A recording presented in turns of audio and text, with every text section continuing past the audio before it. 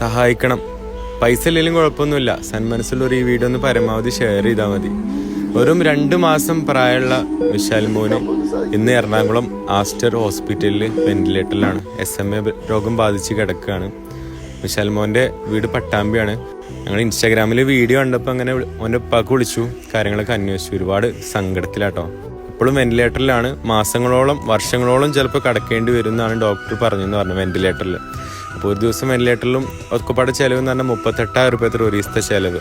അപ്പോൾ ഇത് 1, 2, 3 ദിവസമല്ല, മാസങ്ങളോടാണോ വർഷങ്ങളാണോ എന്നറിയില്ല.